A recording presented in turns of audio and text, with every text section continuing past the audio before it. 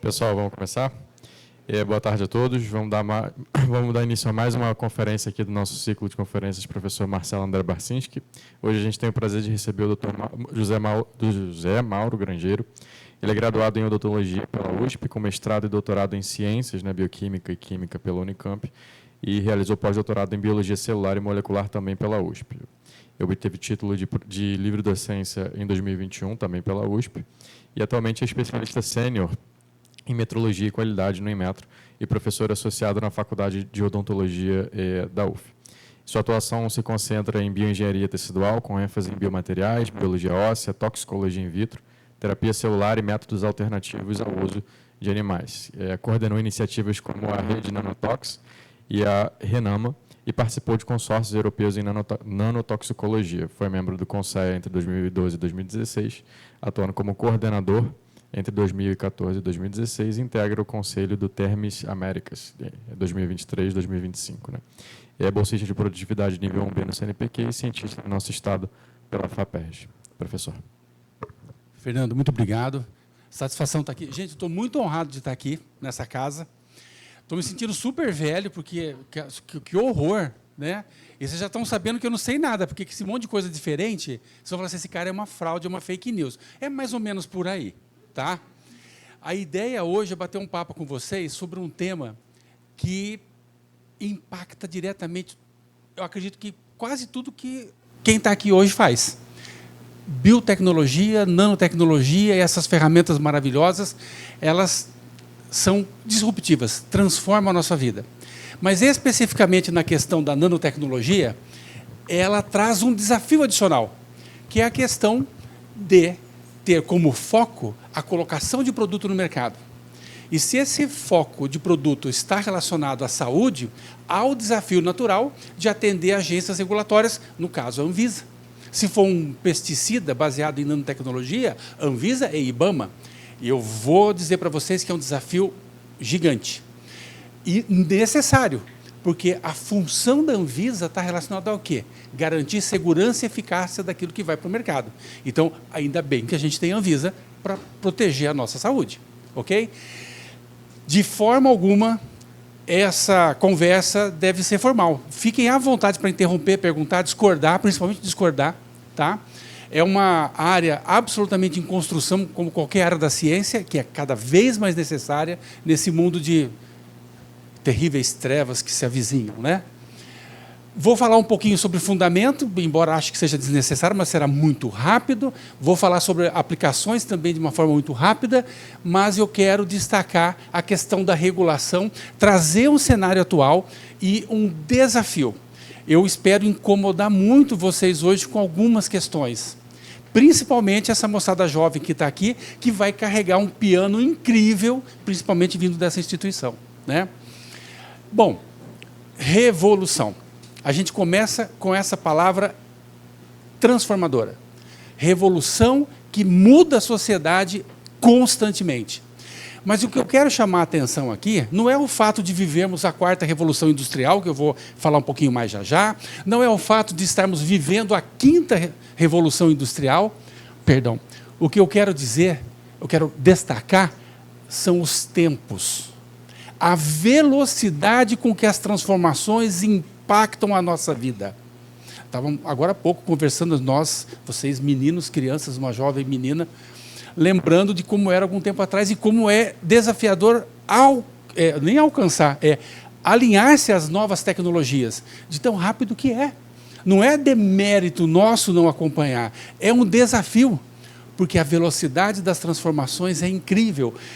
Levamos 75 anos para sair da indústria 1.0 para a indústria 3.0 e apenas 14 anos para migrar nessas duas últimas revoluções que estão concomitantemente em andamento.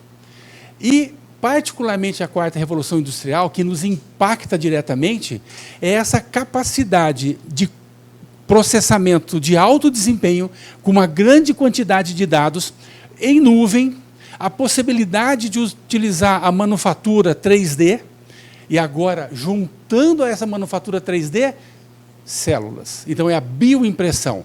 Estamos imprimindo tecidos organoides, queremos disponibilizar para a sociedade órgãos e tecidos como se fosse um desmanche. Spare parts, né? As peças sobressalentes. Tem um rim sobrando aí, o meu fígado não anda muito bom. A minha pele está toda queimada. Eu tenho uma imagem que eu usei durante muito tempo, que era uma pessoa sem pele, né, com os músculos aparecendo, recebendo num balcão uma pele nova. Vivemos isso. O professor Radovan, professor emérito aqui da universidade, tem um papel incrível nessa área, o professor Paes de Carvalho, vários cientistas vêm contribuindo sistematicamente para transformar essa possibilidade em realidade. E nós já vivemos esse momento de não ser mais uma ficção científica. Quando pensamos em nanotecnologia, temos que pensar na compreensão correta dos termos. Então, apresento a vocês a norma da ISO TR 18401 de 2017. Está disponível gratuitamente, em oposição ao ritmo normal da ISO, que é cobrar pelas normas. Essa está disponível integralmente no site. Eu trouxe uma cópiazinha ali. São vários termos. Muito importante que a gente se aproprie do significado desses termos para a comunicação funcionar. Vivemos hoje um desafio terrível nas ciências da vida, a crise da reprodutibilidade. Ou seja, aliás, é uma iniciativa aqui da UFRJ, com a Serrapilheira, me fugiu o nome agora do colega, trabalhando, Olavo, perfeito, obrigado, trabalhando nessa área, e nos traz uma realidade desafiadora. Na área de ciências da vida, entre 50% e 90% dos trabalhos não se repetem, por várias razões, fraude inclusive, mas fraude não é problema nosso, é problema de polícia. Mas o que nos afeta são métodos, protocolos, equipamentos, treinamentos, uso adequado de estatística, de métodos de software. Isso está no nosso alcance, é nosso poder transformar, é nossa decisão utilizá-los da melhor maneira possível para uma ciência robusta. E nessa ciência robusta, a terminologia tem um papel importante, porque se eu não consigo me comunicar adequadamente, se o meu interlocutor não entende exatamente o que eu quero dizer, estou semeando controvérsia e não soluções. Então, nós vivemos no mundo da nanoescala. Esse mundo da nanoescala compreende matéria entre 1 e 100 nanômetros, em pelo menos uma das dimensões, e conferem a esses materiais, a essas entidades, propriedades completamente diferentes do material na escala não nano. E é esse o poder da nanotecnologia. Só para situar numa estrutura dimensional, nós estamos falando aqui no grupo dos vírus, de moléculas, de macromoléculas como o DNA. É um mundo muito pequeno, mas esse mundo pode ser dividido em duas partes. As soft, né, as nanopartículas, os nanomateriais soft, de origem biológica, microvesículas, nanoemulsões, são muito conhecidas, usadas há muito tempo, temos um grande domínio e elas estão aí presentes em muitos produtos, particularmente na área de cosméticos e na área da farmacêutica. A atenção maior recai sobre as partículas metálicas, nanopartícula de prata, de ouro, de outras coisas, nanomateriais à base de carbono, grafeno e assim, nanotubos de carbono, que apresentam propriedades e têm a perspectiva ou a possibilidade de acumular no tecido e promover efeitos duradouros. Com relação à aplicação, eu disse no início da nossa conversa, né, disruptiva, afeta tudo. Eletrônica, agricultura, saúde, cosmético, medicina, energia, esses painéis solares que agora são, aliás, são, graças a Deus, uma solução fantástica, porque eu reduzi minha conta de luz em 90%. Quem puder, eu aconselho. Botar um painelzinho solar ajuda bem a manter o ar-condicionado, principalmente no verão. Não é tão barato, mas é um investimento de longo prazo. Feito o merchan, obrigado. Depois a gente recebe lá da empresa. Então, essa energia que a nanotecnologia traz é uma energia disruptiva, porque transforma a realidade justamente por conta das características únicas desses materiais. E, na medicina, a gente encontra aplicações incríveis, como a entrega controlada de moléculas, Vocês estão me ouvindo bem? Está esquisito o som ou não? Está tudo bem? Tá bom. A entrega de medicamentos, ferramentas para diagnóstico. Gente, hoje a possibilidade de miniaturização é tão grande que nanorobôs já são testados em várias frentes, visando identificar moléculas de interesse, analitos de interesse para monitoramento da saúde, identificação de doenças. E ainda nós temos, e a professora Rosália está aqui, para não me deixar mentir, especialista no tema, não só de terapia celular, mas como também em modificar essas células usadas em terapia celular com nanomateriais, visando rastreabilidade do deslocamento, do posicionamento dessas células no tecido, para a gente poder, de fato, dizer, olha, o efeito, o benefício obtido pela terapia veio das células que, de fato, eu coloquei ali. As aplicações são inúmeras e é difícil até de colocar numa imagem, mas eu gosto bem dessa porque ela junta tudo, né? Edição genética, caracterização de barreiras, criação de terapias celulares específicas. Muitas dessas ferramentas são disponibilizadas através de técnicas de nanotecnologia, nanobiotecnologia, ou a própria nanobiotecnologia é a ferramenta para diagnóstico ou terapia. É um mundo. Vocês estão chegando na frente do universo. Há muito, ou praticamente tudo a se fazer. Até há uma necessidade de foco e direcionamento, porque as tentações são enormes, tudo parece ser muito interessante. Comentei dos nanorobôs, aqui, essa é uma imagem que reflete um pouco do que a professora Rosália costuma trabalhar, né, professora, com a marcação de células, mas é a possibilidade de termos no nosso corpo, efetivamente, estruturas, coletando informações e mandando essas informações para sensores que não dependem mais de fios. Olha, é difícil até estimar o que acontecerá nos próximos 5 anos, porque a revolução ampliada por conta da IA, da inteligência artificial, é assustadora. Recentemente, eu li uma matéria, foi agora esse semestre, 2, 3 meses atrás, uma equipe de cientistas, se eu não me engano, franceses, trabalhando há décadas em um modelo, alimentaram um sistema de IA com as informações que eles tinham e o modelo ficou rodando e chegou a uma conclusão, confirmando dados e explicando o que eles não tinham ainda sido capazes de perceber. Então, a expectativa futura é de um crescimento ainda muito mais rápido nas transformações do próprio conhecimento e das aplicações tecnológicas oriundas desse desenvolvimento. Os nanotubos de carbono, eles trazem, do ponto de vista de segurança, uma preocupação importante, porque são estruturas alongadas que lembram lá o asbesto, lembra lá aqueles filamentos muito, muito finos, nanométricos, que podem se acumular no pulmão, por exemplo, que podem levar a efeitos crônicos no organismo, então a atenção sobre eles é muito grande. Mas, a despeito deste risco, desse perigo, as propriedades que eles apresentam são incríveis, no sentido até de atuar como conectores em sistemas neuronais, e é uma área de investigação da interface in vivo e in vitro muito importantes, visando que desenvolver sistemas que possam conectar o externo com o interno. Imagine um sistema robótico, um exoesqueleto conectado com um sistema neuronal e você, de fato, conseguir que ele funcione a partir do pensamento. Isso não é mais nenhuma ficção, é uma realidade, já existem ferramentas como essa. Eu estou escrevendo um documento avaliando a perspectiva da saúde para 2050 na área de engenharia tecidual, biomateriais e órteses e próteses. Existem exoesqueletos, gente, isso tem um vídeo mostrando, o paciente está sentado numa cadeira, ele é portador de paraplegia dos membros inferiores, o exoesqueleto vem com rodinha, chega até ele, se desdobra em cima dele, uma pessoa ajuda a conectar e ele se levanta e anda a partir das funções do exoesqueleto.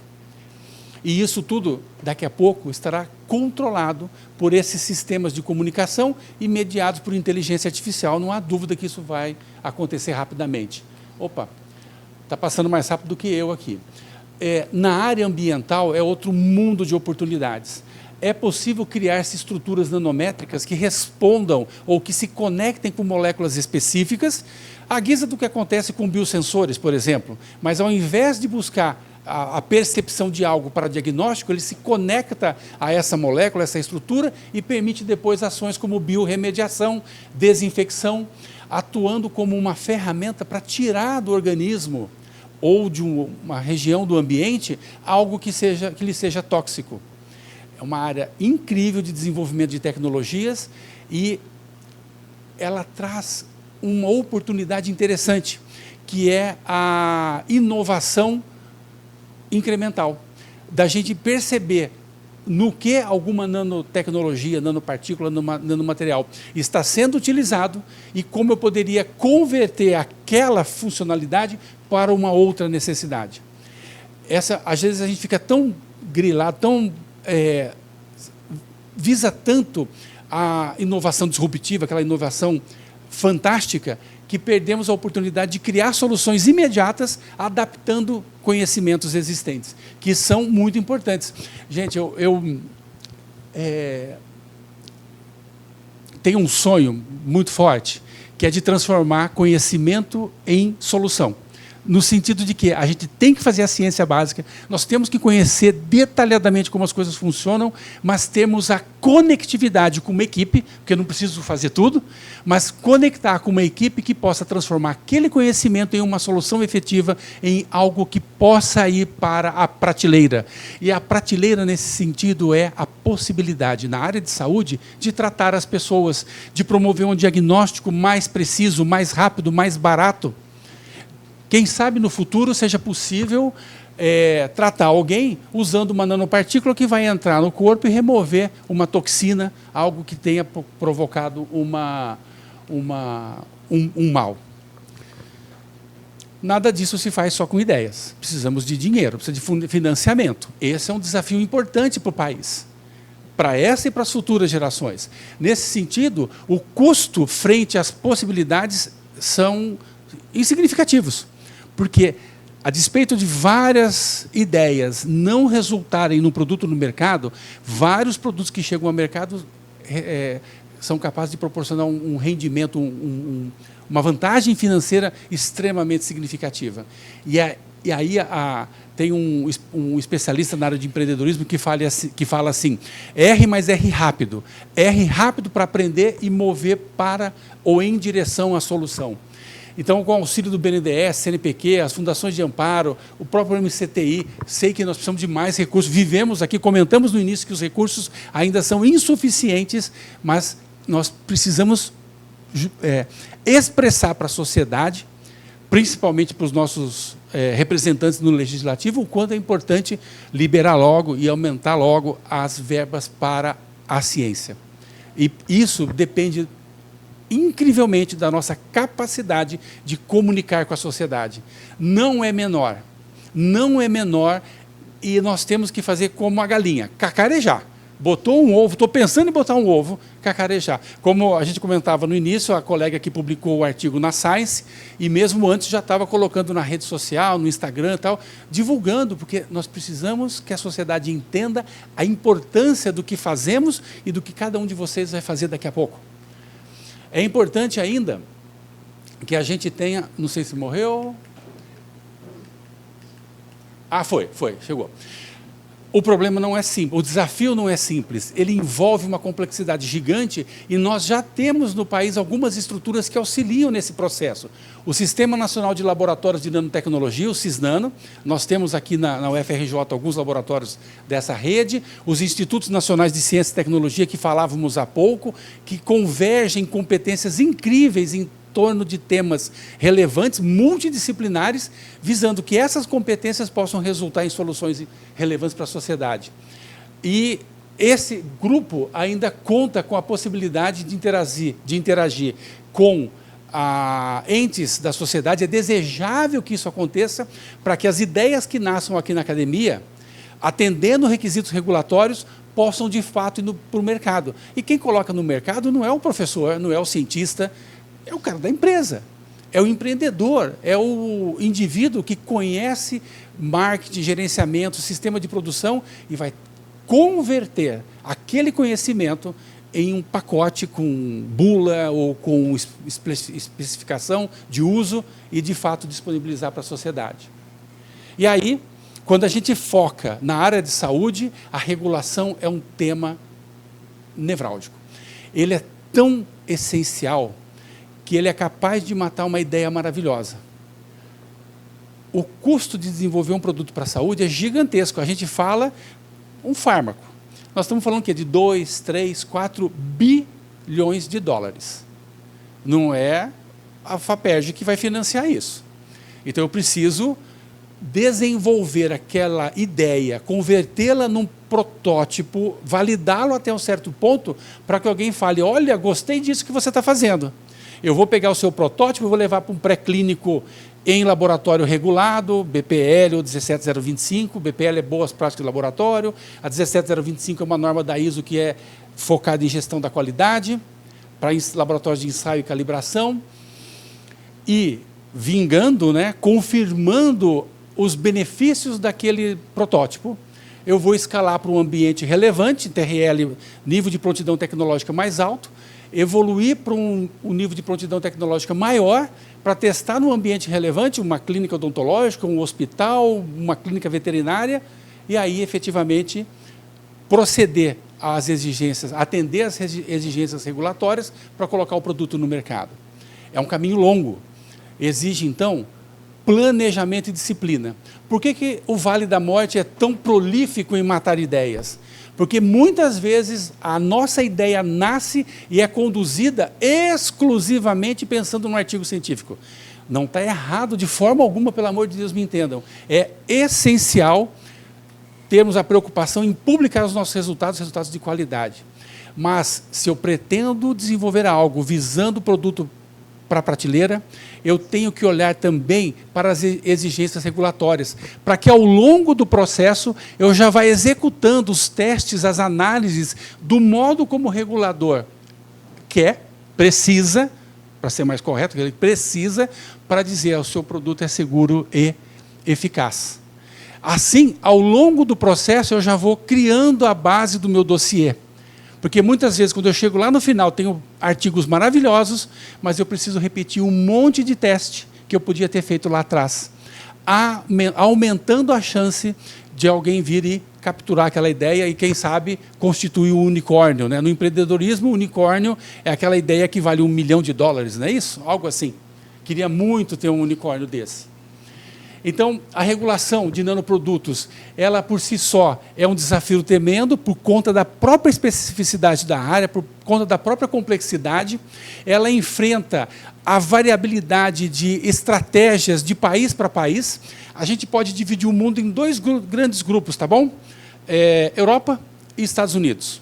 Basicamente, sendo assim muito simplista, a diferença principal é que, no estilo americano, desde que você forneça algumas evidências, você pode ir a mercado e, se o efeito for maléfico, você vai responder por aquilo. Enquanto que o modelo europeu ele é mais de prevenção, é preciso ter um corpo bem robusto de evidência de segurança e eficácia para o produto e para o mercado. Estou simplificando demais, tá, gente? Mas, basicamente, é isso. E a estratégia brasileira segue um pouco nessa direção. A questão toda é que, na área da nanotecnologia, muitas interrogações ainda persistem, embora muitas tenham sido eliminadas. Eu gosto dessa imagem porque ela traz para nós uma realidade.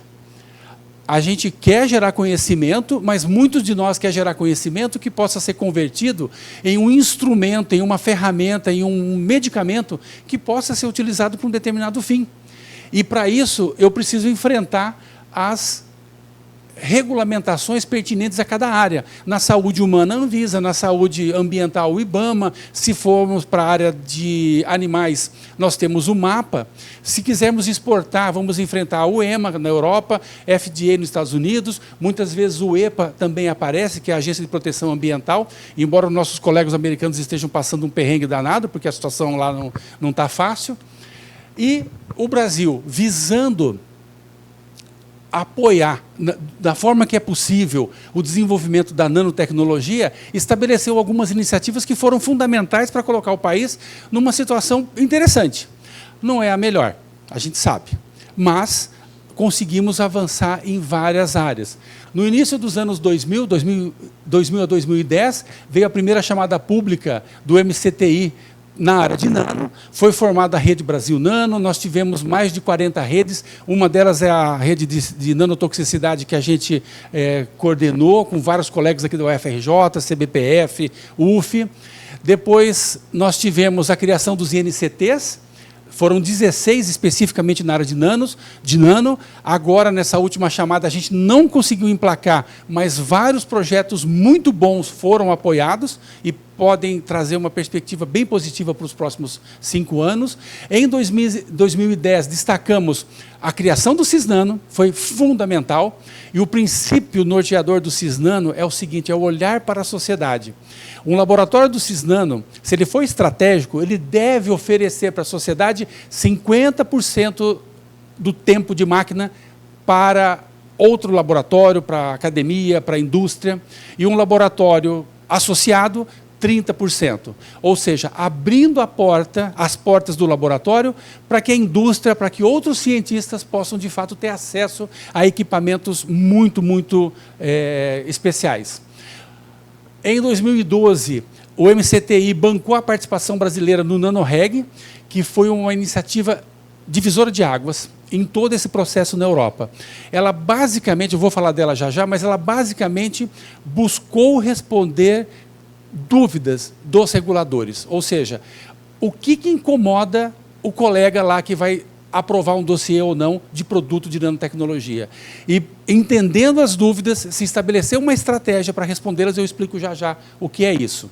Nós participamos, foi lançada a Iniciativa Brasileira de Nanotecnologia em 2013, foi criado o Cibratec e Modernity, que são ações também muito próximas da indústria, e o Certifica Nano, apoiado também pelo MCTI, que visou transbordar para a sociedade aquilo que foi desenvolvido no NanoReg. Em 2020, foi lançado o Cisnano 2.0 e a ação do Ministério da Ciência e Tecnologia expandiu para além da nanotecnologia, a fotônicas e aos materiais avançados. Quando a gente pensa nessa história da nanotecnologia, né, do 1 bilionésimo, o que isso traz para nós? Né? Qual é a novidade dessa história? É, como eu comentei, a capacidade desses elementos apresentarem propriedades completamente distintas e muito fortes em relação à sua contraparte não nano. Tem um site chamado www.statnano.com.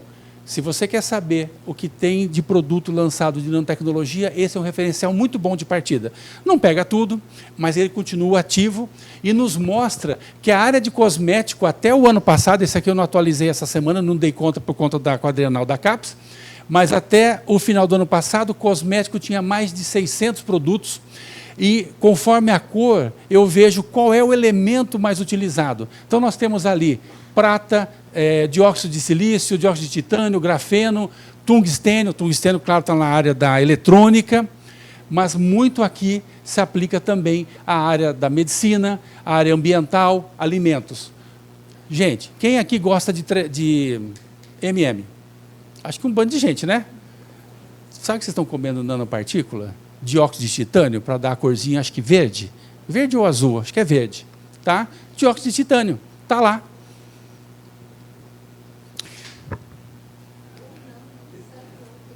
Oi? Pois é, ou não. Então, lembra da Ana, a Ana Ribeiro, portuguesa, que ficou um tempão com a gente? Ela está trabalhando muito forte no entendimento do que nanopartículas de TiO2 estão fazendo no aspecto crônico. Dá para preocupar. Quando ele entra na célula, ele começa a mexer com a maquinaria genética, interfere com a produção de exossomas e vesículas sinalizadoras. Protetor solar. Como? Pasta de dente. Oi? Tem um monte de MM no laboratório.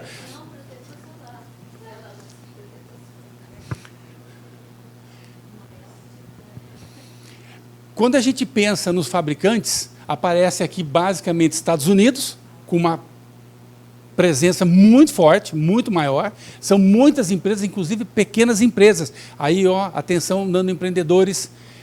não no sentido de ser pequenininho, mas de aproveitar da nanotecnologia e criar coisas. Nós temos o Marcel, que está na rede Nano Saúde, coordenada pelo Alexandre Rossi, lá no CBPF, que tem uma empresa que está funcionando e está vendendo produtos de nanotecnologia, metálicas.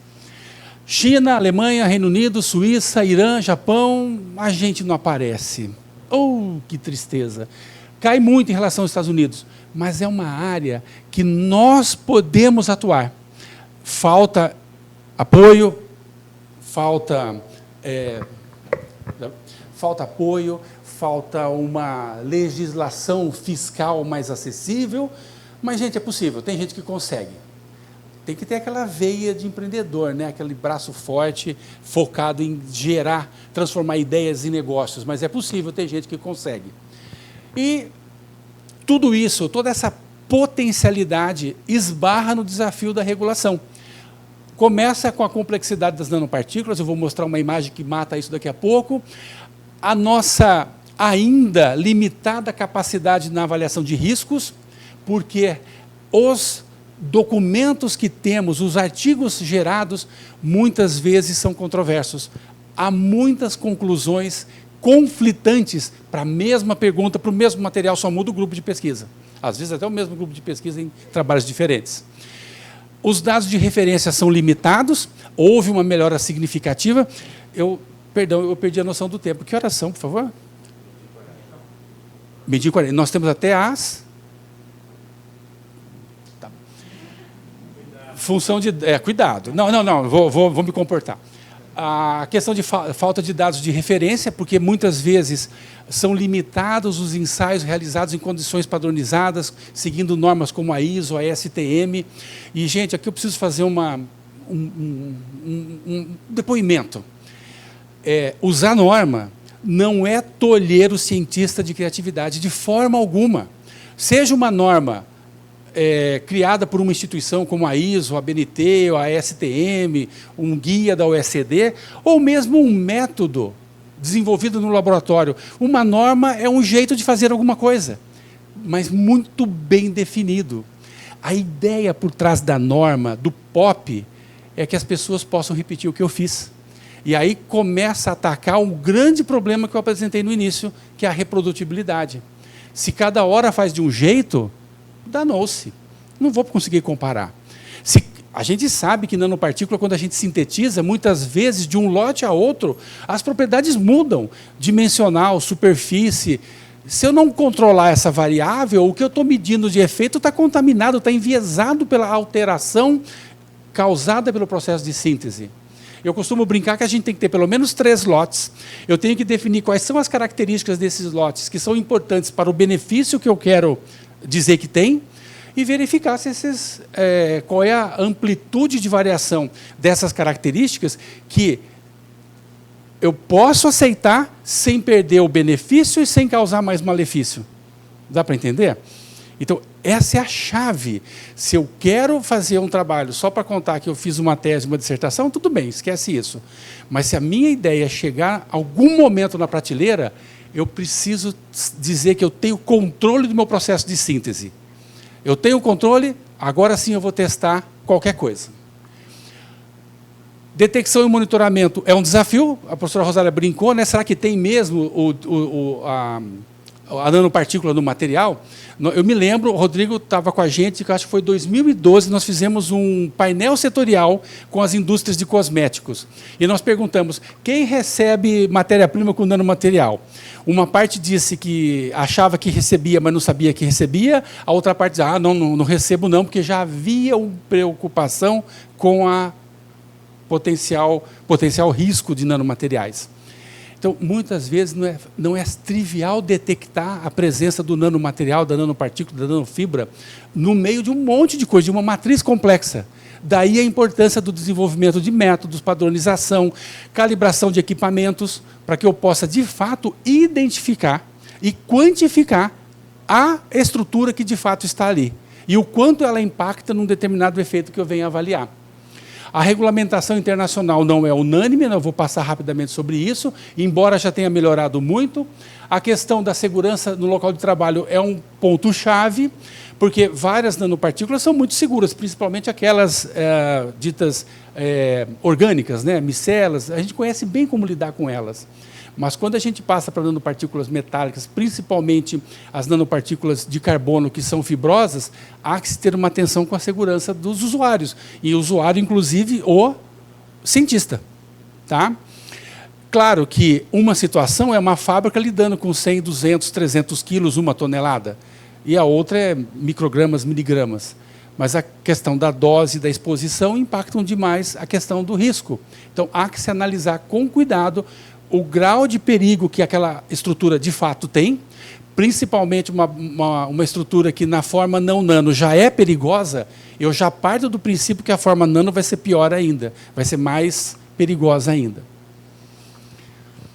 A avaliação da toxicidade não é trivial, muitas nanopartículas ou nanomateriais interferem com métodos de ensaio, principalmente métodos colorimétricos, então há que se garantir que o método que eu utilizo para fazer a análise não sofre interferência do material. Eu preciso ter um acompanhamento tecnológico muito rigoroso, porque a velocidade com que os produtos são gerados, são colocados no mercado é muito grande.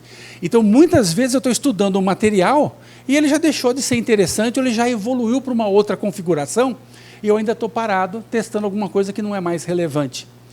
Temos também a preocupação de equilibrar a inovação com a segurança. Claro que a gente quer produtos melhores, produtos seguros, que possam trazer benefício para a sociedade, mas sem promover danos tanto ao indivíduo que produz, ao indivíduo que utiliza e ao ambiente onde a gente vive, porque, afinal de contas, eu preciso respirar, preciso beber água e assim por diante. E, no final, a aceitação pública, e a referência é a questão dos transgênicos.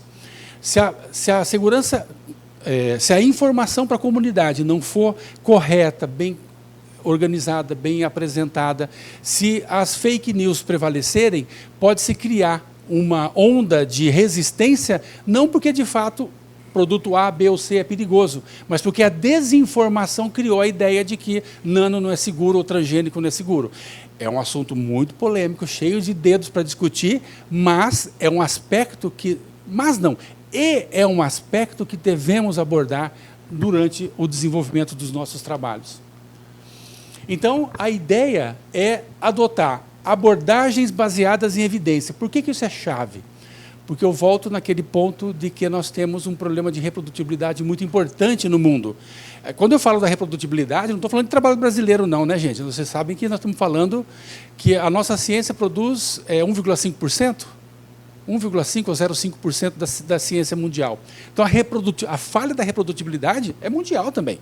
Tá? Então, baseado em evidência, por quê? Eu preciso analisar o artigo não apenas verificando a conclusão que ele chegou, mas a solidez metodológica, a qualidade dos resultados que ele obteve, o grau de viés que ele pode estar trazendo em função de vários fatores, inclusive financiamento de indústria, inclusive vontade de publicar rápido, porque a gente sabe que se não publicar rápido, tem problema de conseguir grant, de poder orientar. A gente vive um mundo onde a pressão por publicação tem gerado desafios. E, além de nos basearmos em evidências sólidas, é essencial que haja uma cooperação internacional de harmonização na nomenclatura, nos protocolos, para que os dados sejam comparáveis, principalmente se eu quero colocar produto no mercado. E aí eu puxo a OECD, que tem uma série de guias para caracterização físico-química, biológica de vários materiais, inclusive de nanotecnologia, e quando eu executo esses protocolos, aquele resultado tem uma aceitação internacional maior. Principalmente se ele foi realizado numa instalação sob um sistema de gestão da qualidade formalmente estabelecido. Mesmo que eu não tenha um reconhecimento BPL, uma acreditação na 17025, o fato de trabalhar com protocolos normatizados, ainda que sejam in-house, validados internamente, aumenta a credibilidade daquele resultado, visando uma transferência de tecnologia para o setor produtivo e aceitação regulatória. E aí é essencial o investimento em pesquisa e desenvolvimento de métodos, validação de métodos que possam confirmar, atestar a segurança e as propriedades desses nanomateriais para uso na sociedade. A complexidade, essa imagem de estudo, né? Eu posso variar tamanho, composição química, morfologia, energia de superfície. Cada coisinha dessa que a gente mexe interfere com o efeito em reação química, em reação biológica, e aí é um Deus nos acuda. Imagine se eu faço análise sem controlar parâmetros, ou pelo menos sem conhecer os parâmetros da nanopartícula, do nanomaterial que eu estou trabalhando, eu não sei o que de fato está causando efeito. E esse é um divisor de águas e é um dos grandes causadores de controvérsia na literatura. A falta de caracterização detalhada do nanomaterial e a garantia de que, lote a lote, aquilo que eu estou produzindo tem um conjunto de características estáveis que podem responder, então, por um determinado efeito. Existem, basicamente, 2 tipos de regulação. Uma delas é o comando-controle. Sim, senhor. Não, senhor. Tem a regra explícita, a regra tácita, há uma fiscalização eficiente que segue uma lista de verificação. Tem isso? Ok. Tem isso? Ok. Não tem isso? X. É tudo muito bem conhecido, muito bem estruturado, é padronizado. Há uma análise de conformidade. O produto está em conformidade a uma determinada especificação. Bacana, isso não é ruim. Pelo contrário, isso é muito bom, que facilita, agiliza, padroniza, evita do cara falar assim, vou te enganar, vou cobrar aqui, você não está fazendo direito. Por outro lado, não é flexível. Então, num mundo onde eu tenho lá um fármaco, ácido acetil salicílico, vou usar comando-controle, está tudo muito bem conhecido. Eu posso seguir um regramento. E quando eu não tenho isso? Inflexível, ela é mais cara, menos adaptável. Por outro lado, ela é mais eficaz em garantir a conformidade, porque eu tenho uma lista de checagem, de verificação muito bem definida. Eu estabeleço padrões mínimos de segurança e qualidade. Isso é controle de qualidade de produto. É o que faz a gente receber um produto, quer dizer, a gente espera receber um produto dentro de um determinado conjunto de características. Se não está dentro do conjunto, você devolve e reclama com o negócio do consumidor, como é que chama? Procon, reclama e troca, põe outro e está tudo certo. Porque tudo é muito claro, muito bem definido. Na nano não é assim. Na nano, a gente enfrenta situações onde cada vez que eu faço a síntese, muda a propriedade do material.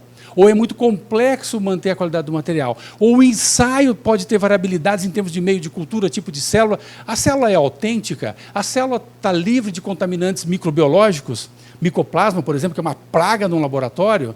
A minha área de biologia molecular está livre de contaminantes no ar, quando a gente faz tudo misturado, tudo junto e misturado, né, Rodrigo? É um pesadelo. O princípio da precaução, que é uma outra forma de fazer a regulação, ela já tem como ponto central que há incertezas significativas, se conhece riscos associados a uma determinada tecnologia, um determinado produto. E aí as medidas são preventivas. Ela é mais flexível, ela é mais dinâmica, mas traz também algumas exigências, porque ela depende da construção da evidência científica. Eu preciso de informações robustas. Então, primeiro, o que é uma informação robusta? Quais são os atributos de um estudo para considerá-lo robusto? Aí vem uma filosofia. Já que eu tenho uma grande variabilidade, por que eu já não começo desenhando algo que é seguro? Ao invés de sintetizar e depois ver para que serve. Então, essa é uma estratégia que visa mitigar os desafios da regulação. No princípio da precaução, nós temos que a responsabilidade da prevenção de risco é de quem produz o material, de quem coloca no mercado. Ele foca na prevenção de prevenção dos potenciais riscos que possam acontecer. ele sabe da incerteza científica, então há uma necessidade de monitoramento contínuo da literatura e dos estudos sobre aquele tipo de material. As medidas são adotadas progressivamente conforme aumenta o conhecimento. Olha, eu consegui identificar e evidenciar com segurança que o TiO2 não é perigoso como eu estava achando no começo. Então eu posso flexibilizar. Poxa, acabou de sair um artigo, um estudo, um conjunto de estudos muito robustos indicando que tal produto é extremamente perigoso em tal situação. Opa, vamos bloquear. Então, a regulação é feita à medida que a ciência vai sendo construída. A responsabilidade é em cima de quem produz e coloca a tecnologia no mercado, e o monitoramento da evolução científica ela é essencial durante todo o processo. A regulação nos países varia bastante. Os Estados Unidos, eles têm 2 grandes centros que olham a nanotecnologia para a saúde. É o FDA, na análise de produtos, e o OSHA, que é focado justamente na segurança do trabalhador. Na União Europeia, o REACH e o CLP, que é o sistema de rotulagem, são as duas principais organizações que estabelecem as estratégias para caracterização desses materiais. Na Austrália, são 7 organismos distintos, cada um cuidando de um pedaço. Deve ser bem complexa a gestão da informação. E na China, a administração de padronização e o Comitê Técnico 279 são responsáveis por tudo relacionado a medições na nanoescala, materiais, biomateriais e biomedicina. Tudo relacionado à nanoescala é controlado por essas 2 agências. E o princípio da regulação baseada em evidência surge, então, como uma premissa fundamental para aplicar a regulação mais flexível, onde os fundamentos de evidência científica, a avaliação de risco, a transparência, a análise de custo-benefício, que impacta bastante o Safe by Design, a flexibilidade e as atualizações constantes, elas são a regra para o estabelecimento da regulação.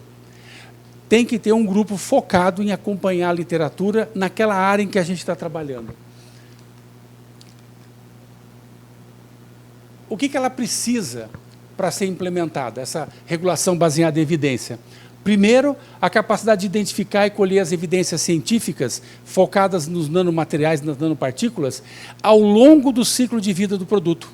Então, não basta eu conhecer só o que acontece lá no laboratório onde foi feito aquele material, mas depois de incorporado no produto.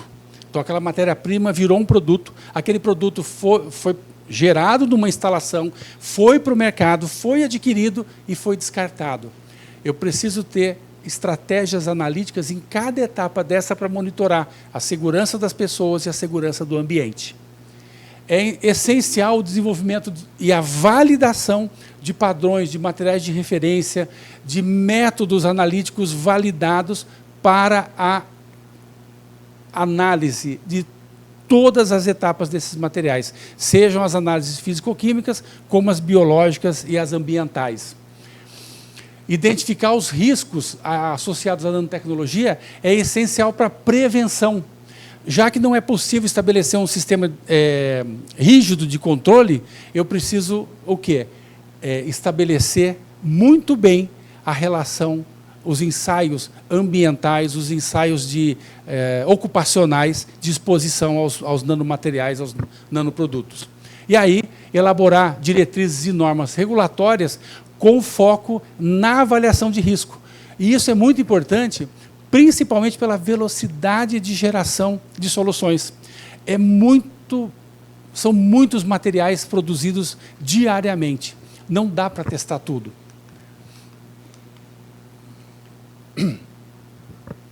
Então, isso é um desafio tanto para os cientistas, para a indústria, como para os reguladores, estabelecer mecanismos para monitorar as atualizações constantes. Não tenho dúvida que as ferramentas de IA vão ajudar demais nisso, Quem aqui conhece o Semantic Scholar, o Perplexity, Elicit? São ferramentas de IA para levantamento bibliográfico que tem ali um comando para você dizer, olha, rode aqui essa pesquisa e por toda semana me mande o fruto de um levantamento pré-estabelecido. Olha, essas ferramentas fazem um levantamento incrível. Não dá para usar mais só PubMed. É essencial a cooperação entre os diversos entes da sociedade, a academia, a indústria, os reguladores, para que se entenda onde estamos e onde queremos chegar com segurança. E também fomento, tanto na educação, na conscientização, na criação de uma consciência de desenvolvimento em equilíbrio com a inovação e com a segurança das pessoas.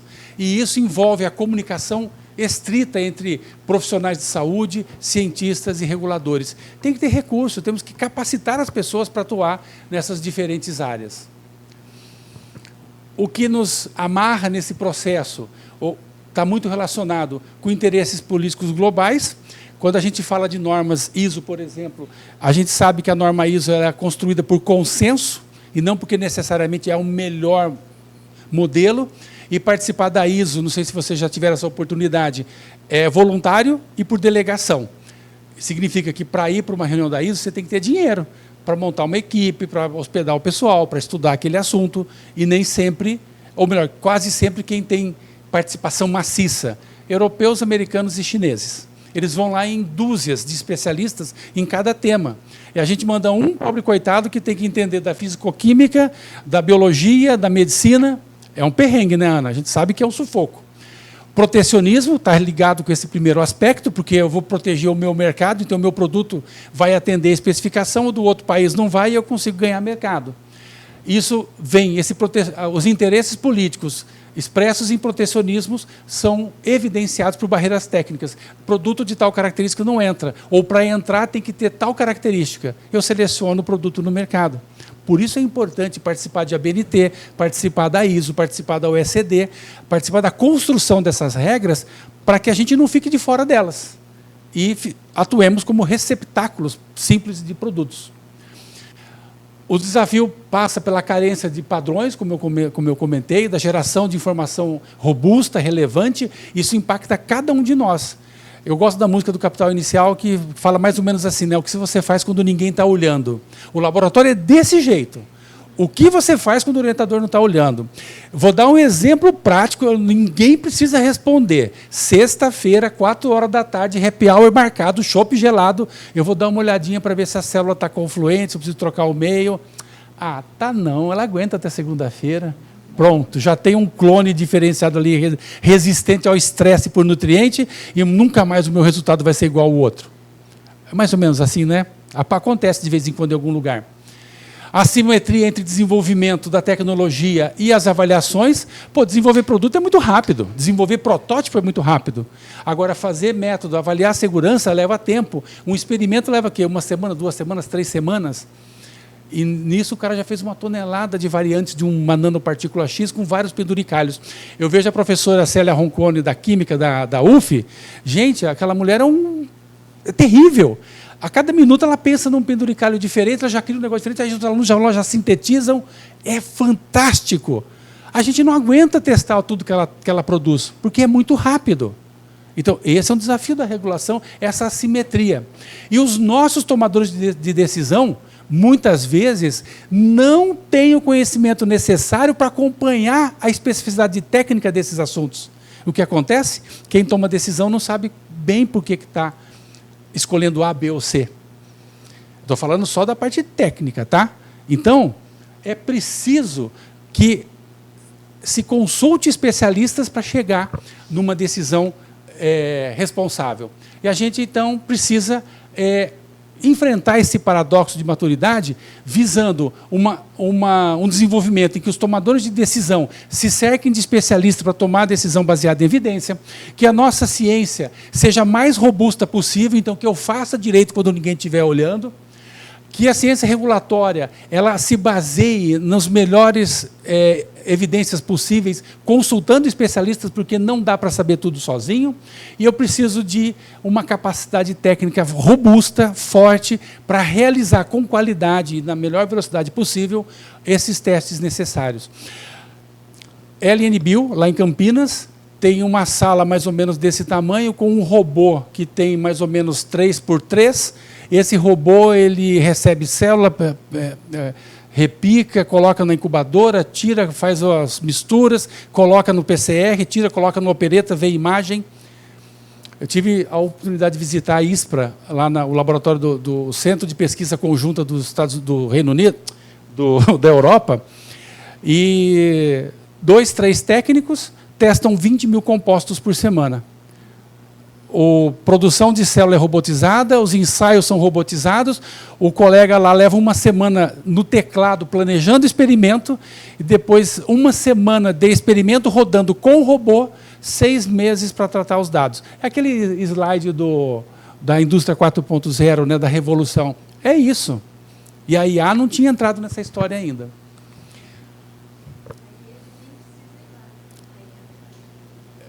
Esse é o outro ponto. Muito da interpretação vai ser feito por IA e o olhar humano vai ser depois na coerência das coisas, acho. Nesse mundo todo, né, dá para testar tudo? Não dá para testar tudo, então precisa ver a priorização. O que o projeto Certifica Nano visou fazer, eu vou seguir um pouquinho mais rápido aqui, isso aqui eu falo um pouquinho do NanoReg, foi essa iniciativa, um consórcio europeu para responder às questões regulatórias. Eles identificaram as dúvidas dos reguladores europeus, Austrália, Brasil, tivemos algumas sessões aqui também, e bolaram uma estratégia de fazer a síntese dos materiais, estabelecer métodos para análise de exposição no ciclo de vida e cinéticas in vitro e in vivo. Identificaram qual era o conhecimento existente, onde estavam as dúvidas, o que não tinha método, e para cada desfecho que não tinha um método validado, se propôs a desenvolver métodos. No final, estudos de caso foram realizados e os resultados compartilhados com todas as partes interessadas. O Brasil participou com times dessas diversas instituições. A gente atuou em várias fases do processo, principalmente na síntese, caracterização e geração dos resultados. E foram mais de 6 mil experimentos, centenas de métodos desenvolvidos, validados, e mais de 20 mil dados, conjuntos de dados realizados. Tá?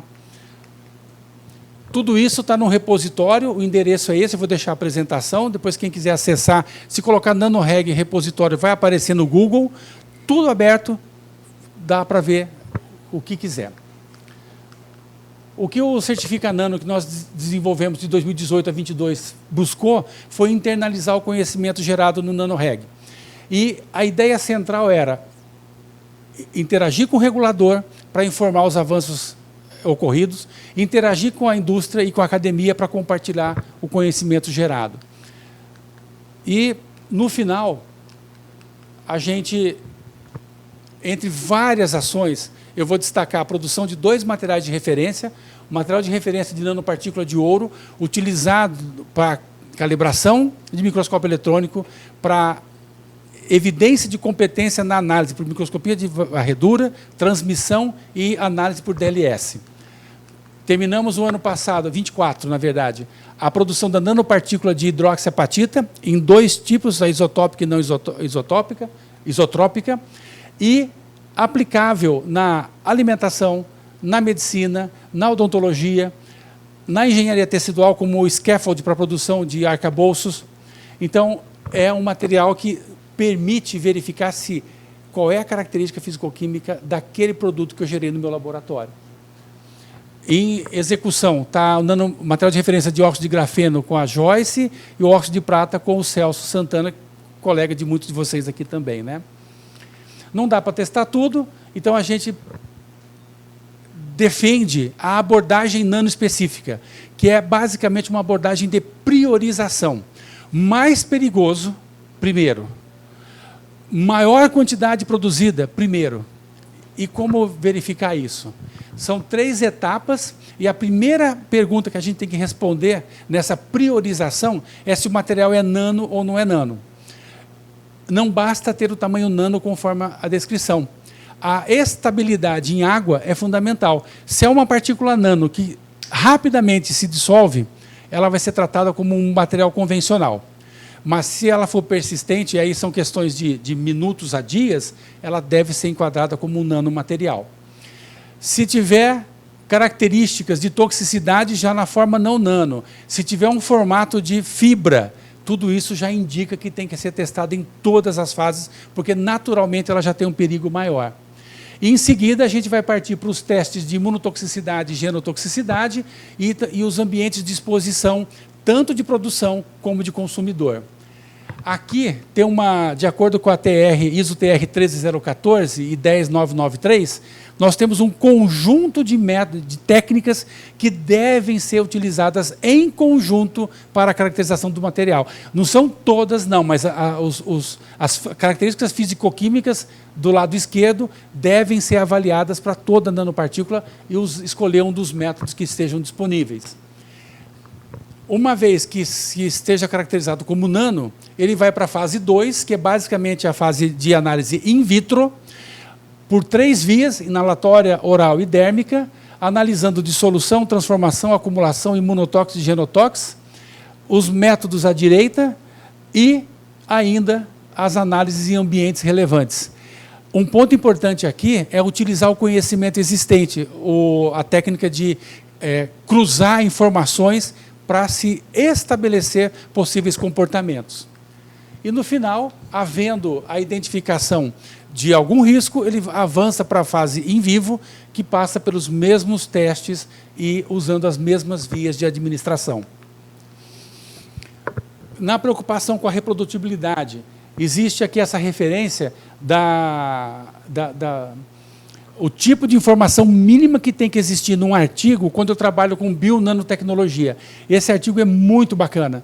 Ele nos ajuda a ter preocupação de, na hora de elaborar um relato, ou até de planejar um estudo, tudo que eu tenho que considerar em termos de terminologia, de estratégia, de informação que tem que estar constando naquele estudo para que ele seja robusto o suficiente para atender as exigências regulatórias e a confiabilidade para outros cientistas seguirem daquele ponto para frente.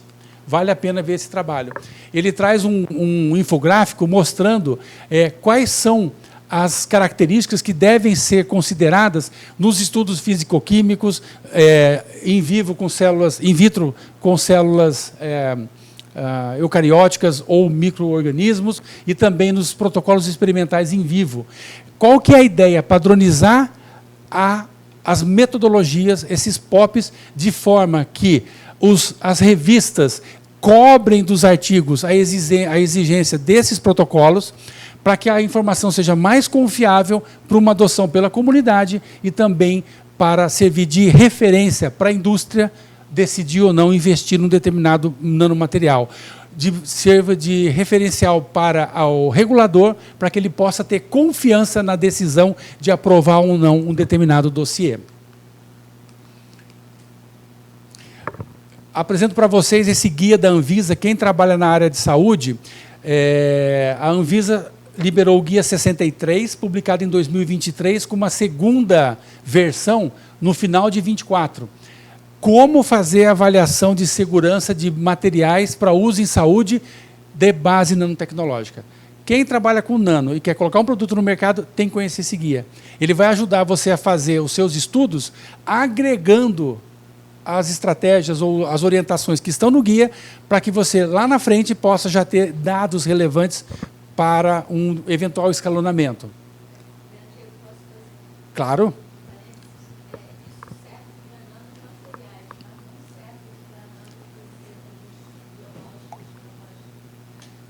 Infelizmente, não. É um grande gap. Inclusive, eu tenho uma resposta para o seu gap. As suas preces estão sendo ouvidas. Há um grupo lá no CAWG, que é o grupo de trabalho na área de células, que está criando um estudo piloto só com microvesículas.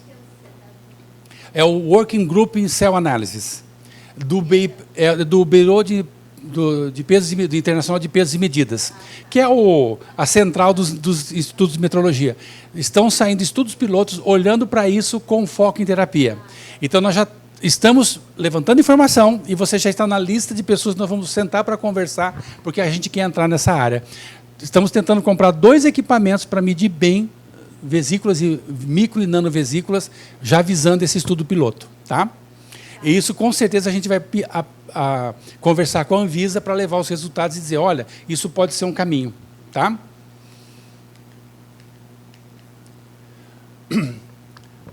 Para fechar, essa questão da nanotecnologia tem que envolver uma abordagem transdisciplinar. A gente precisa da indústria, da academia, dos agentes regulatórios. O jurídico, eu destaco aqui por conta do Ministério Público do Trabalho ter sido um grande parceiro nesses últimos anos, trazendo as dúvidas que eles tinham e nos ofertando a possibilidade de estudar e apresentar respostas, soluções. A questão da preocupação da segurança ocupacional e ambiental ela é chave, e aí a legislação tem que acompanhar. A gente sabe que não é rápido, mas ela é fundamental, porque a lei pode abrir as portas de uma maneira descontrolada e trazer benefício, ou bloquear demais e impedir a inovação. E o Executivo, através do MCTI, a despeito de todas as dificuldades, sempre esteve investindo na direção desse desenvolvimento. Numa síntese disso tudo, o que eu quero deixar de mensagem para vocês é o seguinte, dados robustos, preocupação em desenvolver o conhecimento orientado, olhando para a exigência regulatória, se eu vislumbrar em algum momento o interesse em colocar um produto no mercado. Sem essa convergência de ciência básica e tecnologia aplicada, olhando as exigências regulatórias, corre o risco de eu gastar muita energia e muito tempo, e na hora que eu pensar em fazer uma startup, eu transferir aquele conhecimento, muito terá que ser feito de novo. E esse de novo pode ser a pedra da inviabilização. É importante também participar fortemente dos grupos relacionados à normatização, desenvolvimento de metodologias, validar métodos, não só para essa confiança nos testes que a gente faz, mas também para que a gente possa estar antenado, alinhado com o mundo todo, porque é global, né? Estamos vendo aqui o que a crise global no comércio causa. Então, gerar um produto de acordo com as regras estabelecidas e aceitas globalmente, aumenta a minha margem de mercado, aumenta o interesse sobre um potencial produto que eu venha a colocar no mercado. O Brasil não tem ainda um marco regulatório definido, mas avançou muito nos últimos anos. A Anvisa colocou aqui para biomateriais, ela já tem uma estrutura bem robusta de avaliação de fármacos, então todo cuidado com o fármaco protege e encara bem o que vem de nanotecnologia. Está para sair a nova RDC da Anvisa sobre alimentos. Eu tive a oportunidade de participar da consulta pública, ela vem recheada, ela vem gordinha de coisas de nano. Ela já enxerga que a nano é importante, é fundamental. Tem muita pergunta que vai ser preciso responder naquele regulatório que a ciência deve, não é que pode, ela deve estar pronta e participando. Participando não só para gerar informação, mas participando talvez, quem sabe, criando aqui empreendedores que possam levar nano para a área de alimentos. E fechar, basicamente, nessa confiança de que a regulação baseada em evidência ela é fundamental. Aliás, a ciência baseada em evidência é fundamental, porque a gente está enfrentando essa crise de reprodutibilidade que é terrível. Ela consome dinheiro, ela consome vidas, porque o cara passa a vida inteira estudando e, no final das contas, uma grande controvérsia, né? Recentemente, se descobriu que um cientista importante na área de... Agora me fugiu... Até bom não lembrar para não ter que citar o nome da criatura, né? Mas um cientista de Harvard, que é uma instituição muito renomada, se descobriu que ele estava falsificando imagem, reutilizando dados há 20 anos. E o cara... Acho que é isso aí. E ele era lá do NIH, alta posição no NIH, distribuía grant para todo mundo, e muita gente seguiu os resultados desse cientista e quanta coisa deu água porque era fraude, né? Então, claro que a crise de reprodutibilidade não se deve exclusivamente à fraude. Graças a Deus, ela é uma fração pequena. Por outro lado, desafio para nós é cuidar da data de validade dos nossos insumos, da calibração dos instrumentos, da capacitação, da nossa capacitação em fazer cada método da maneira correta, validar os métodos, usar materiais de referência sempre que disponíveis, porque sem isso a nossa ciência ela vai causar mais confusão e não trazer o que a gente quer, que é solução para problemas relevantes da sociedade. Tá? Quero agradecer.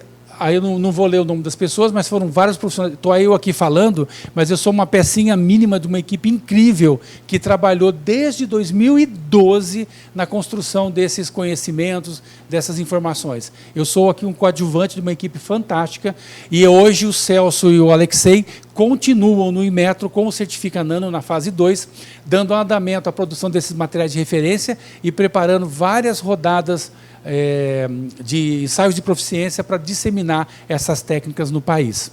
Ainda tem o Fórum Grafeno que está andando forte junto com a indústria, então a perspectiva é boa. Eu acho que finalizo aqui. Agradeço muito a paciência de vocês. Eu sei que não falamos de resultados hoje, mas eu acredito que é muito importante a gente discutir essa questão da reprodutibilidade, da evidência científica e trazer para perto a nanobiotecnologia, não só como fonte de informação e conhecimento, fonte de formação de recursos humanos, mas a capacidade de gerar rapidamente soluções relevantes para a sociedade. Obrigado e fico à disposição se alguém quiser perguntar alguma coisa.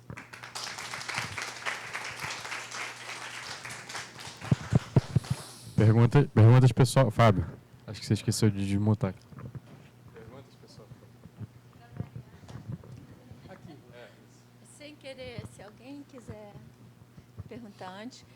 Então, vamos centrar só nas vesículas extracelulares, né? Porque vários de nós, e o mundo inteiro, acha que talvez, em vez de usar a célula, se usar a vesícula, seria mais fácil. O problema é esse nó, né, que é mundial. Só tem um país, até o ano passado, esse ano eu não fui no congresso, que tem vesículas extracelulares aprovadas, que é Singapura. Então, eles têm um produto de vesículas celulares a partir de células imortalizadas, que eles usam para várias aplicações clínicas.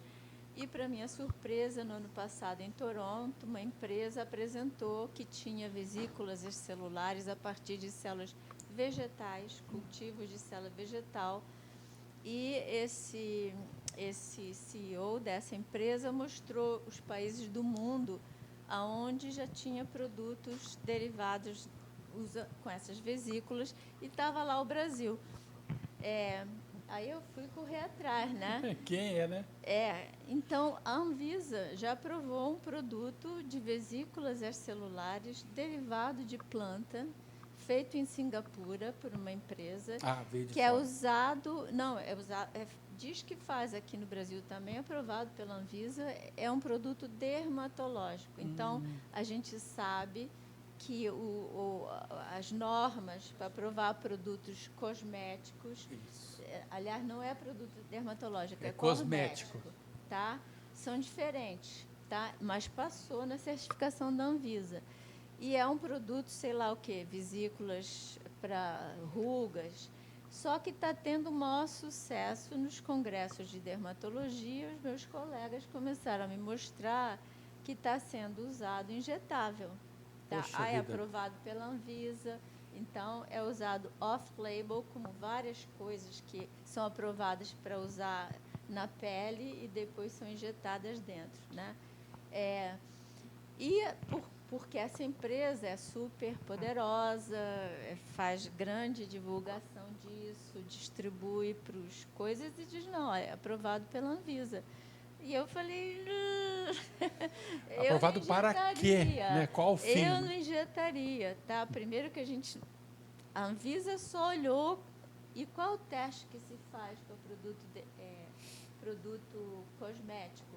É uma pele artificial, né, que tem basicamente queratinócitos, você pinga ou esfrega esse produto e a célula não morre. Mas como a Ana mostrou muito bem, é a camada superficial. Isso. Quando ela usa as nanopartículas que usa no protetor solar numa pele tridimensional feita por engenharia genética, por bioimpressão, né, como a gente está usando hoje em dia, essas nanopartículas elas passam pelas tight junctions, né?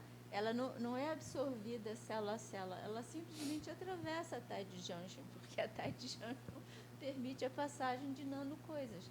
E aí elas são incorporadas pelas camadas mais profundas e produzem efeitos deletérios. Então, passa no teste da Anvisa, porque a Anvisa não usa mais córnea de animais, usa só essa pele, que de pele não tem nada. Tá? Então, várias dessas coisas que estão sendo aprovadas, e esse é um caso, usando essas coisas estabelecidas e aceitas pela Anvisa, estão erradas. E vão estar erradas principalmente para nanocoisas. Tá? Isso aí pode estar ok para géis ou moléculas grandes, né?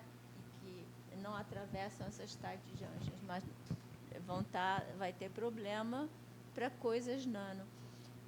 E o outro problema é que um nanoproduto, seja um metal, né, ou mesmo que você formule, né, as vesículas de vacina, de RNA mensageiro, você sabe exatamente a composição, você pode estabelecer o quê? Agora, uma vesícula produzida por uma célula, se você muda um componente, o que você vai analisar? Você vai ter que fazer proteômica, metabolômica, lipidômica, RNA mensageiro, long no-coding RNA e microRNA. Porque tudo isso a gente já viu que muda se a gente muda minimamente as condições de cultura de uma mesma célula geradora. Né? O trabalho do Almir, que é bolsista do Nano. Ele olhou só os microRNAs e muda, se você muda um parâmetro. Então, já pensou a exigência de essa caracterização para isso? Que vem aí? Vai ser impossível você... por isso que todas as agências reguladoras estão, e eu espero que cheguem a um acordo, né, de que vai ser exigido, porque está difícil. Está difícil para você dizer, olha, esse lote é assim, tem essas proteínas, tem esses lipídios, tem esses microRNAs, e lote a lote, isso tudo vai estar sendo... Rosália, olha, não tenho dúvidas, o desafio é gigantesco na área de nano e, no caso das vesículas, potencializa porque não basta ser pequena, o conteúdo é variável e com poder de mensagem muito forte. Eu vejo que, para esse caso, essa questão da regulação, não o comando-controle, o outro, o mais flexível, é a saída. Porque, vamos lá, né? Seria factível uma caracterização absolutamente completa da microvesícula? Talvez não. Eu imagino que o caminho aí seja em dizer, olha, a minha microvesícula ela é produzida contendo uma tal diversidade de moléculas que varia de tanto a tanto e para um determinado uso pretendido, ela funciona assim. Porque eu não preciso, talvez, né, não seja necessário saber o quanto exatamente tem de cada molécula na vesícula, mas saber que aquela população, com aquela variabilidade que tem ali, desempenha uma determinada função com uma determinada segurança. Esse eu vejo como esse sendo o caminho possível, porque o custo para caracterizar tudo isso e o tempo necessário para caracterizá-la talvez não seja incompatível com um sistema de produção. Sem falar tempo de prateleira, quer dizer, a estabilidade, o que muda com o tempo, como é que conserva. Eu acredito que vai ser mais uma aprovação mais como uma célula. um conjunto de características. É. Eu acredito que é por esse caminho. Tá? Obrigada, primeiro, pela palestra, foi ótima. Obrigado. Já te conheço há um longo tempo, então eu já vim preparada, sabendo que ia ser ótima. A minha pergunta vai muito em linha assim, do que ela perguntou, porque por que precisa regulamentar tudo junto? Você mesmo na sua fala falou, orgânico é diferente de inorgânico, célula é diferente. Então, por que a gente não pode agrupar, pelo menos assim, orgânicos, vamos regulamentar assim, inorgânicos, assim, células, assim? Por que esperar essa regulamentação junta, sabe? Tá. Então, posso ter me expressado mal. De fato, não há um vínculo para juntar tudo, não. Tá? Não tenha dúvidas. Na área de cosméticos, todas essas nanopartículas lipídicas, vesículas, micélulas, tudo isso é rápido, tranquilo, é muito bem conhecido. Eu gosto, quando você faz essa pergunta, eu vejo aqui a professora Silvia Guterres, lá da Federal do Rio Grande do Sul, e a Pullman, né, Adriana Pullman, sumidade internacional nessa área, sabem tudo e sempre marcaram muito claramente essa distinção. Então, a preocupação toda está com as metálicas, e não todas as metálicas. Depende das características. A questão toda que eu vejo como aí a alavanca do problema está na falha nossa na caracterização. Se a literatura fosse mais confiável lá atrás, a gente teria menos sofrimento hoje. Olha, eu tive a oportunidade de trabalhar com a Isabela Delgado numa tese de doutorado lá no INCQS, Instituto Nacional de Controle de Qualidade de Saúde, lá na Fiocruz. E a Luciene, a doutoranda, ela fez uma revisão sistemática de estudos avaliando a partição de nanopartícula da embalagem para o meio, embalagem para alimento. O trabalho só queria ver uma coisa: qual era a metodologia utilizada, se estava baseado em norma ou não, e se o método usado foi padronizado. Conclusão da revisão sistemática: pouquíssimos estudos atendiam a essas exigências, pouquíssimos. Incrível que muitos trabalhos que usaram norma não falaram sobre validação, não comentaram sobre controles e apresentavam, vou dizer assim, não conformidades, discrepâncias na metodologia relatada no estudo em relação à metodologia do método que ele mesmo disse que tinha feito. E, assim, coisas do tipo, não falou que fez a calibração do CPMS, por exemplo, não definiu os meios de coleta como matriz complexa. Veja, numa coisa simples, entre aspas, né, que é medir a nanopartícula de prata que sai de uma embalagem de leite, Tetra Pak, né? Então, ninguém, assim, qual que é a nossa sorte, vamos colocar dessa forma? Ninguém está morrendo aí agudamente por esses problemas. Então, o efeito agudo não apareceu. E quando aparece, a gente consegue já detectar e estabelecer controle. A preocupação mesmo é o efeito a longo prazo. O que é muito importante para a longevidade de um produto, para a expectativa dele ser mais amplamente utilizado. Vou dar o exemplo do CT Nano, que é um INCT lá da UFMG, no qual o Ari Correia atua na área de toxicidade. Eles trabalham com nanotubo de carbono reforçando o cimento. O trabalho é fabuloso. O nanotubo de carbono é, por princípio, de alta preocupação. O que eles mostraram? O nanotubo de carbono preso na matriz do cimento está estável, está protegido. A preocupação é depois com a trituração, como é que vai dar andamento naquilo, né, no final do ciclo de vida. Mas depois que incorporou, não tem problema, e tem um monte de benefício. Qual que é a preocupação? O descarte no final do ciclo de vida tem que ter atenção. Não pode ser largado por aí. Então existe essa preocupação, existe a segmentação, e ela está sendo muito positiva, e o nosso desafio mesmo é medir bem. Tá? Mais alguma pergunta, gente? Fábio?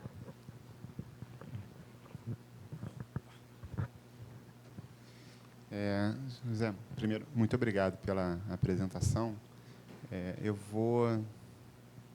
Tomara que eu não fique muito no lugar comum, mas talvez você possa comentar um pouco sobre isso.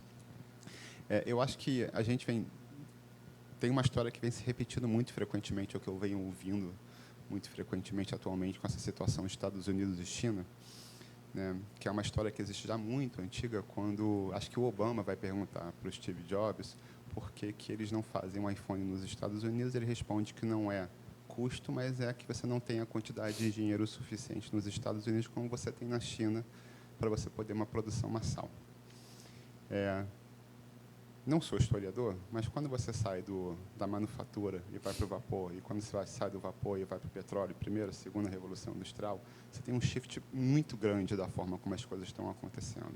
Quando você passa para a quarta revolução industrial e vai para a quinta, é quase que um aprimoramento, entre aspas, né, da técnica, da metodologia, da ciência que está por trás, e muito rápido. O meu medo, a minha impressão é que o gap de conhecimento, o gap produtivo, ele é cada vez maior, e talvez eu esteja estereotipando aqui, né? Ele é cada vez maior, a gente fica cada vez mais distante dos líderes na produção de conhecimento aqui. Eu tenho certeza que não é a sua intenção, mas, às vezes, acho que na narrativa que a gente tem no dia a dia, até mesmo por conta da limitação de tempo, a gente fala muito do arcabouço jurídico, do arcabouço regulatório, obrigado, desculpa, e de financiamento. Mas a impressão que eu tenho é que se a gente chegasse agora e falasse, olha só, vamos despejar uma montanha de dinheiro para um determinado fim, a gente ainda não tem os doutores, a mão de obra necessária para executar. E aí, como que a gente faz isso? Com a nossa diferença cada vez acelerando mais, a gente tem pessoas muito bem formadas, a gente forma pessoas muito boas, mas a impressão que eu tenho é que a gente, de longe, não forma pessoas suficientes, e a gente tem o nosso entorno demonstrando que talvez não tenha o investimento necessário para ir nessa direção. Como que a gente trabalha nisso? Esse é o verdadeiro dedo na ferida, sem dó nem piedade, né? Absolutamente certo, concordo plenamente com você. Também não sou historiador, mas eu estou muito curioso acompanhando essa discussão toda entre a China e Estados Unidos, né? Eu vi uma análise de um especialista, que eu acho que, eu não me lembro agora o nome dele, mas é uma pessoa que está sempre aparecendo lá na história, discutindo a abordagem do Trump na estratégia que ele estabeleceu. Falou assim, ó, não vai dar certo, porque hoje os Estados Unidos, que tem esse pacote de dinheiro, que tem esse pacote de tecnologia, não consegue mão de obra para trabalhar na fábrica necessária para produzir essa alta tecnologia. Então, o que você está dizendo é realidade para nós. Hoje, se chegar um caminhão de dinheiro, nós vamos precisar de formar gente para trabalhar. É cada vez mais importante, eu acredito, um plano de Estado para focar em tecnologias. A gente não pode parar. O fato de não termos hoje não pode nos desanimar, mas a gente precisa olhar para o futuro e nós temos que repensar a formação da nossa graduação, a formação do nosso profissional, a infraestrutura. Não dá para acompanhar, é muito desafiador, mas a gente não pode parar, tá? E eu vejo que a gente precisa... Vou contar uma história.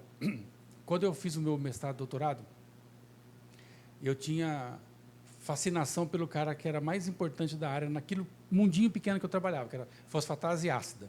Tá? E nós conseguimos trazer o professor Robert Van Etten para um congresso da SBPQ, lá em Caxambu, no tempo de Caxambu, então faz tempo.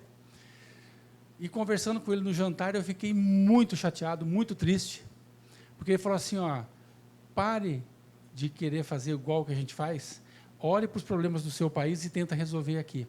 E eu fiquei muito bravo, para não falar uma palavra feia. E eu não entendi, na época, o que ele quis dizer, mas ele estava certo. Não é no sentido de não poder competir com eles, mas eu preciso olhar internamente e usar o conhecimento que já existe para implementar para cá. Claro que nós teremos alguns centros de excelência, como nós temos hoje, alguns centros de fronteira, e esses têm que continuar fazendo a fronteira. Mas nós precisamos também olhar assim, o que eu posso já, do conhecimento que já existe, que está sólido, o que eu posso implementar para cá em termos de tecnologia ou de novos conhecimentos. A gente ainda tem, eu não sou mais nada, né? Eu fui formado em odontologia. Nós temos ainda 40% de edêntulos no país. A nossa odontologia é a terceira produção mundial de conhecimento, é a quarta mundial em citação. Nós temos uma altíssima tecnologia em odontologia, mas nós temos 40% de edêntulos, ou seja, pessoas totalmente desdentadas a partir dos 60 anos, né, dos 50 anos. Então, nós precisamos melhorar a internalização do conhecimento e investir sempre na formação de recursos humanos para atender essa demanda. Olha, e a sua preocupação, ela transborda também para todos os outros setores da sociedade, porque essa tecnologia que está vindo muito rápido está gerando um mundo de desempregados que não vão conseguir trabalhar, não tem qualificação. Vocês já ouviram falar de um filme com o título no Brasil é Elysium? O Wagner Moura, acho que é o Wagner Moura que trabalha nesse filme. Então, esse filme eu assisti várias vezes e eu tenho medo dele estar acontecendo hoje. Então, a gente não tem um satélite artificial na Terra com as pessoas que entram num tubo e têm a doença curada. Mas a gente tem 0,0 algum % da população que tem acesso a qualquer terapia disponível. E um exército de gente, um mundo de gente com subemprego, com emprego mais ou menos, sobrevivendo. A minha esposa atua na área do direito do trabalho, e a gente, discutindo outro dia, nós pensamos assim, olha, a gente continua num mundo de escravidão. Não é aquela escravidão de senzala e pelourinho, mas é uma escravidão onde eu tenho que levantar, correr, trabalhar para ganhar um dinheiro para sobreviver, para chegar no dia seguinte. Escravidão de consumo, escravidão de correr atrás. Aí eu lembro do Umberto Eco, não, é o Eco, né, italiano? Sim. A criatividade tem a ver com o ócio, né? O ócio produtivo, criativo. Então, até nisso, para pensar, você tem que ter tempo. E a gente, que menos a gente tenha tempo, a gente levanta cedo, pega trânsito, corre para cá, corre para lá. Eu não quero focar no negativo. Pelo contrário, eu vejo, a gente tem que pensar no positivo. Mas, então, eu preciso mudar o sistema. Do jeito que está, nós vamos aumentar cada vez mais a nossa distância da fronteira. Poucos terão acesso a essas tecnologias, poucos terão emprego. Aí é um desafio, nós temos que pensar nisso, agir nisso. Não sei se eu melhorei, mas, enfim, é um sentimento. Mais algum comentário, gente? Então, vamos encerrar por aqui. Muito obrigado, professor. Obrigado, pessoal. Valeu. Valeu, obrigado. Fico muito feliz. Obrigado a vocês terem paciência de aguentar até aqui.